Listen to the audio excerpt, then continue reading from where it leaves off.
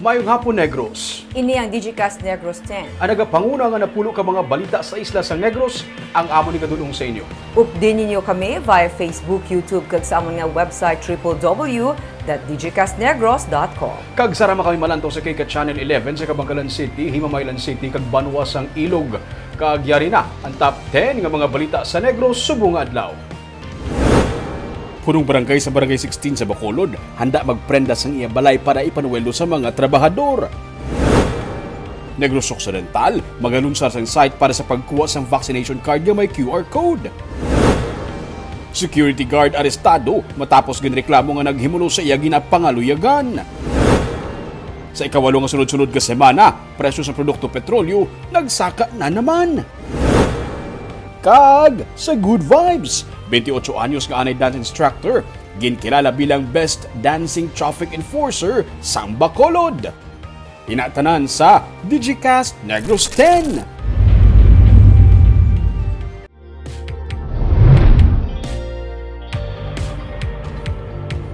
Sa number 10, kahapon ginsugda na ang special flight sa nga Philippine Airlines para sa mga fully vaccinated individuals.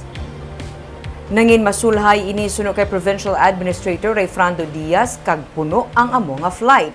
Luyag sang probinsya nga local lang anay kag indi pagitanyag sa web ang amo nga biyahe. Agud to unang maka-avail ang mga fully vaccinated nga negrense kag unang makabaton sang amo nga benepisyo. Ang discounted nga plete kag pagpaiway sang negative RT-PCR test results sa biyahe padulong sa probinsya.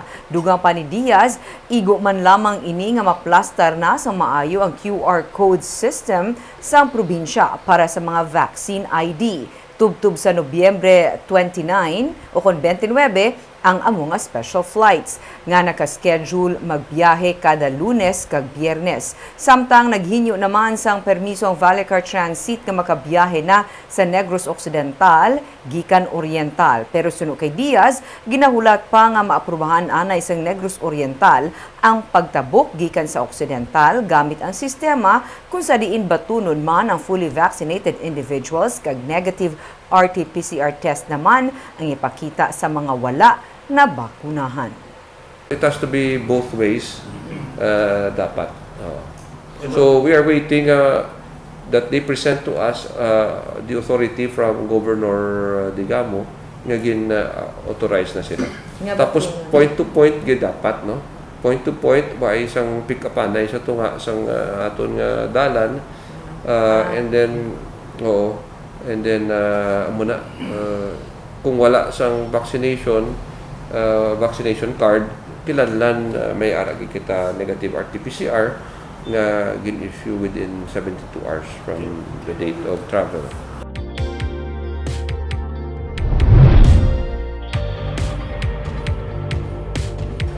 Sa number 9, herd immunity ang kinahanglanon para makabalik sa normal ang pagsinalayo sa mga Bacolod noon.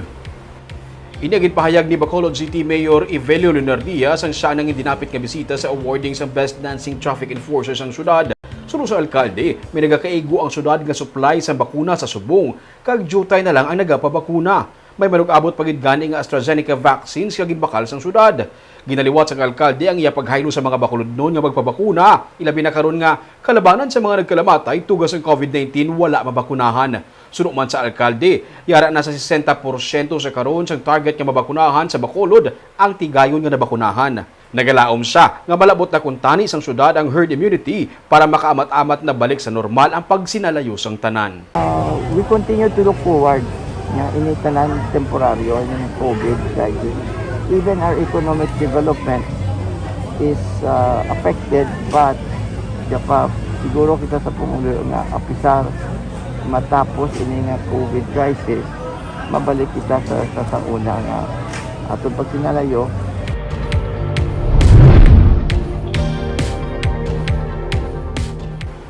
Sa number 8, as of October 15, nagdangat na sa 1.2 milyones pesos ang balor sang pork kag pork meat products nga nakumpiskar sa nga African Swine Fever Task Force humalin Enero. Paday ng kampanya sa probinsya gudto mapangapinan ang Negros Occidental kontra sa ASF. Sa nagligad lamang nga semana, 9,628 ang balor sang pork kag pork meat products ang na-confiscate gikan sa airport, ports, checkpoints kag mga LGU. Samtang masobra naman sa 1,600 ka mga nagsulod nga mga salakyan kag mga refrigerated container vans ang na-inspect sang probinsya sa amuman nga period. Sa piyak nga bahin, paday ng pagpadala sa Negros Occidental sa supply sang baboy sa nagkalain-lain nga mga probinsya sa Luzon kag Visayas. Sa October 9 to 15 nga period, 2,991 ka mga baboy ang na-ship out. Sa number 7,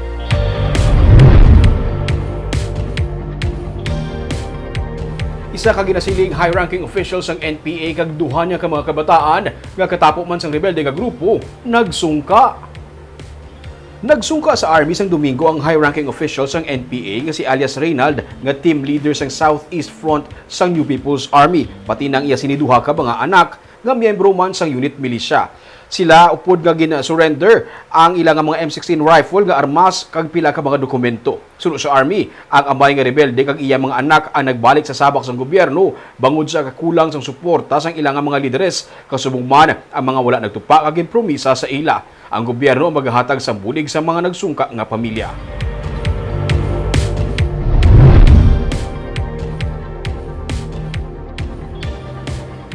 Sa number 6, security guard ang arestado bangod sang iya ginaalagar pagpanghimulos sa iya nga ginapangaluyagan.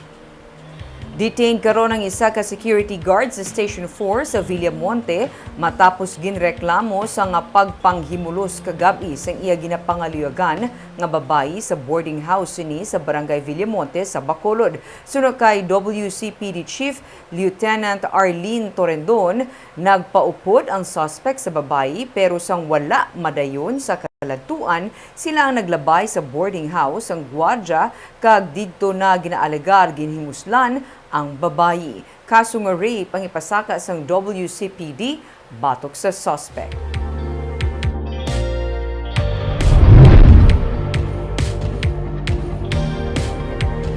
Sa number 5, empleyado sang LGU sa San Carlos City patay sa pagpaniro. Patay ang 40 anyos nga si Maria Elena Peque matapos inigiluthang sang riding in tandem kahapon sa atubang sang City Hall sa syudad sa San Carlos kung sa diin ini nagatrabaho. Sunod kay Lieutenant Ruby Aurita, Deputy Chief sa San Carlos PNP, sakay sa tricycle si Peque nga padulong kuntani sa City Hall sang siya ang gintiro sa ulo sang riding in tandem nga nagasunod sa iya. Dead on arrival sa ospital ang biktima. Posible may kaangtanan man sa iya may kaangtanan sa away sa duta ang pagpatay kay Peque sunod sa pulis. Bungod sa amo man siniya naging motibo sa pagpatay sa iya nga mister sang siliman nga tuig. Panayon ng investigasyon sang PNP sa karon.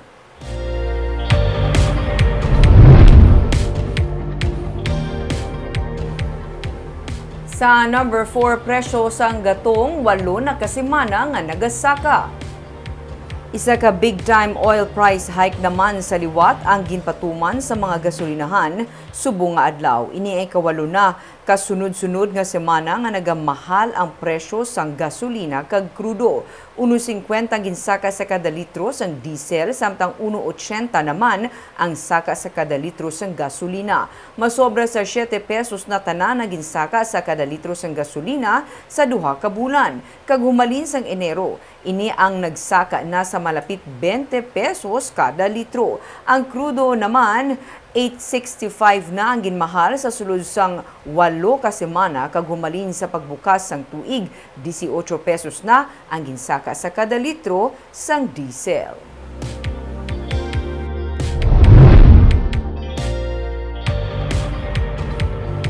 Sa number 3, house-to-house vaccination para sa mga bedridden nga mga pasyente ginsugura na sa syudad sa Bacolod. May report si Nico Delfin. Humalin kay ina sang aga nangin masako ang katapo sang barangay health workers sang barangay Estefania sa pagkadto sa mga balay sang bedridden patient nga nagpabakuna. Kadaman sila mga senior citizen nga nabakunahan sang first dose sang COVID-19 vaccine. Suno kay punong barangay Jerry Tingson, ang house-to-house vaccination pamaagi sang Emergency Operations Center agod mas mapadasig ang pagpalabot sang bakuna sa pumuluyo. Meron kita master list sa bedridden, no? Ang wala di sa list, of course, Ang ilalang imoon, makoordinate lang sa barangay, no? Makoordinate sa aton PH so that makahatag kita sa schedule sa aton nga vaccinators. Magsiling kita bedridden, nagabalatian, ano mga Nagabalatian nga, hindi na pwede makagwa sa ilabalay. No? Dira na gid lang. So, para maaboy nato ng kabudlayan sa family members, so amo na nga aton nga ginapatigayon nga programa. May 150 ka mga bedridden patient ang target nga mabakunahan sang barangay. Kaina nagsapol man ang katapo sang EOC upod sa mga punong barangay nga may mataas nga COVID-19 cases. Ang Barangay Estefania ang nagapangatlo sa may madamong kaso sang COVID-19. Amo nga naghinyuman si Tingson sa EOC para sa pagpatuman sang vaccination program kada weekend. Nabilong kita sa top 10 nga may taas nga COVID cases. Ang ayo ko nga every weekend may vaccination sa Barangay Estefania, no? Maximum of 100 vaccinees. So muna nga mo i-work out and this in principle nag-agree na to, no? Sa pagbukas ng vaccination program sa general public, plano man sang pamunuan sa Bacolod EOC nga palawigo ng inoras ang vaccination program sa mga mall agud mas matagaan sang higayon ang mga luyag magpabakuna. Sandig sa record sang EOC, nagalabot na sa masobra 152,000 ang fully vaccinated sa Bacolod. Nico Delfin para sa DGCast Negros. Sa number 2,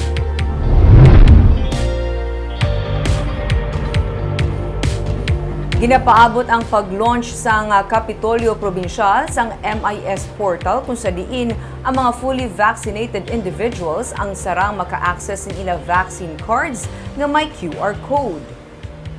Sunod kay Provincial Administrator Ray Frando Diaz, iga-launch ni Negros Occidental Governor Eugenio Jose Lacson sa mga LGU kag sa mga alkalde agud to ma-access ang link para diri. Nagakasayuran nga sarang na mismo ma-download sang fully vaccinated individual ang iyang vaccine card nga may QR code. Mas mangin mahapos sa mga natungdan, ilabi na nga masobra naman sa 300,000 ang nabakunahan sa karon. Sa tion nga yara na sa Provincial Health Office ang impormasyon sa nabakunahan kag mahatag na ini sa Management Information System sa probinsya, mangintayuyo na. Bisitahan lamang ang site kag sundon ang proseso nga nasaa diri lakip na ang pag-encode sa nagakaigo nga impormasyon nga nagalakip sa ngalan, petsa sa nga pagbakuna kag birthday, bisan pa ang brand sang vaccine. Wala labot sa pagpangapin sa ikaayong lawas, isa sa mga bentaha man sa mga fully vaccinated individual, amo nga mas mangin mahapos ang pagbiyahe bangod hindi na kinahanglan pa ang negative RT-PCR test result. Later, no? Within the day, I think pwede na ni ma-launch ni Gov officially, and we will give the links to all the mayors, all our LGUs para ma-disseminate pagid further sa tanan nga mga fellow Negrenses so that if they want an ID with the QR code, hapos na lang, no? And ang aton LGUs hindi naman budlayan nga sila pa ang mag isa-isa hatag sa, imagine plan na to 300,000 and our target is 1.8 million.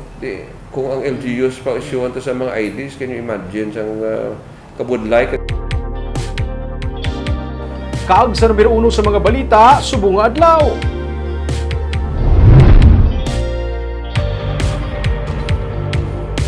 Sa Bacolod City, punong barangay sa Barangay 16 ang handa nga magprenda sang iya nga balay para maswelduhan ang mga trabahador pati na ang mga opisyal sa barangay nga wala maswelduhan sa sulod sang 3 na ka bulan. May report si Nico Delfin. Nagapanindugan si punong Barangay Joseph de los Santos sa Barangay 16 nga nag-agi sa proseso ang budget deliberations ang barangay para sa 2021. Inibisan pa suno sa iya, nagapanghinaw ang katapos ang Barangay Council matapos wala maaprubahan sang sangguniang panlunsod ang ila annual budget. Resulta sini nga wala man maswelduhan ang masobra 40 ka mga trabahador lakip na mga kagawad sang barangay. Pero handa si De Los Santos nga iprenda ang iya kaugalingon nga puloy-an agud maswelduhan ang mga trabahador. Within this week, kung maara na sa kamot ko, kitiprenda kong balay ko, kay para swelduhan ko sila. Kag hindi amo na ang ginpirmahan sa mga tao, kay good lang nila, gingamit nilang tao sa subong against me. Ginsiling man ni De Los Santos nga mayara sang pondong barangay o galing hindi niya luyag nga tandugon, Samtang ginapangitaan sang solusyon ang pag-approve sang reenacted budget proposal. Ginahaylo niya man ang kooperasyon sang katapos sang Barangay Council agod mabaton Manila kag sang mga trabahador ang ginalauman nga pamaskwa antes matapos ang tuig. Hindi na po yung magpagawa sa budget namon as long hindi ma-approve ang budget. So kay possible ma-technical naman kami dugang kabalo kag panginaw ang mga council na amo na ilan iya gusto nga deliberate na iya mo ang budget. It so happen nga hindi nagka-problema nga gina-question nila, even ang ilang perma gina-question nila. Masobra sa 280,000 pesos ang pondo nga ginakinahanglan para masweldohan ang mga trabahador nga na-delay sa sulod sang 3 na kabulan. Ginpahayag man sang mga kagawad sang barangay nga kulang ang mga ginsabit nga dokumento sang barangay treasurer kag ang iban peke. Amo nga wala ma-approve ang ila ginduso nga 10 million pesos annual budget. Pero suno kay kapitan, naamat-amatan niya na nga nabayaran ng pila ka mga trabahador kag masobra na lang 60,000 pesos ang kinahanglan agod mabayaran ang kulang nga sweldo sa barangay. Nico Delfin para sa DigiCast Negros. Sa Good Vibes, isa ka 28 anyos nga anay dance instructor ang ginkilala bilang Best Dancing Traffic Enforcer sa Bacolod. Sa ilang pag-perform liwat na pukaw sa mga Bacolod noon ang kauhaw sa pagsaksi sa Mascara Festival Celebration. Yaring report ni Romeo Subaldo.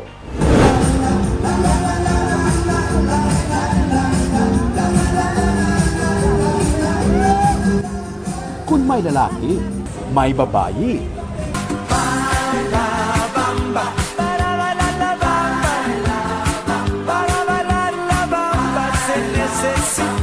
May matambok. This land is your land. This land is my land. May maniwang. Down by the riverside. Down by the river. Tanan nakamaskara kag tanan mga traffic enforcers ng Bacolod City. Sila ang napulo ka mga finalists sa Best Dancing Traffic Enforcers ng Bacolod. Sa final round kay nasang aga sa crossing sang Dalan Lacson kag Ramos, gintagaan ang kada isa sa ila sang 5 ka minutos para mag-perform.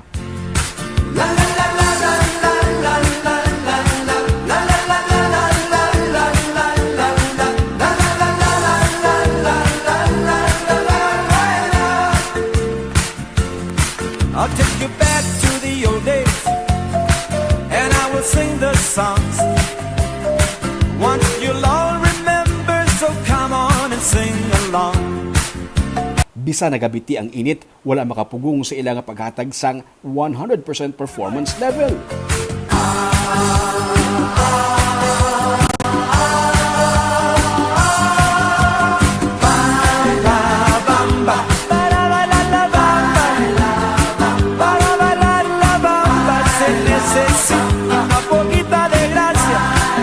Gani wala man mapunggan sa mga tumalanaw nga maghinugyaw kag sa mga naganilabay nga mga salakyan nga magbusina. Sa Bacolod Traffic Authority Office gipatigayon ang awarding. Ang mismo pamuno sang bitaw nga si Major Ruel Culanag ang wala makaluwas nga mag-sample kaupod sa mga top 10 finalists. Suno sa iya, sa piyak sang pandemic, wala nagauntat sa pagserbisyo ang mga traffic enforcers. Nakatilaw sila buyayaw, nagasulay sa init kag nagabutang sang kabuhi nila sa ital-ital. Pero luyag nila nga sa gihapon maghatag sang kalipay sa mga motorista kag sa mga pumuluyo. Init, ulan, buyayaw, saan kuhan. So, sinong wala naka-experience buyayaw nga mga enforcer? Tanan ka mo naka-experience? Mungkin na siya part of the job. And we can do it by strong, tough, and flexible. So, Kung tani highlights ang Mascara Festival sini nga semana pero duha na katuig nga wala sang selebrasyon tugas ang pandemic. Nagalaom si Bacolod City Mayor Evelio Leonardia nga base pa lang sa marasol nga tuig makabalik na ang selebrasyon. Duha na katuig subong sa Gunson, Data Mascara. I hope things will dramatically change that by next year pwede na Data Mascara Festival. Antes ginlawag ang naging kampyon, ginpa-showdown naman anay ang top 3 nga mga performers, sanday Jemar Valencia, Greg Luneras kag Araceli Abad.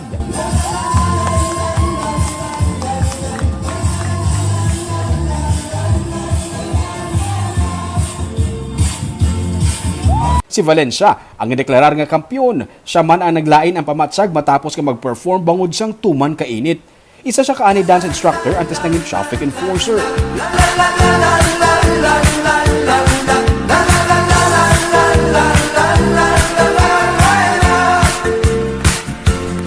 I'll take you back to the old days, and I will sing the songs.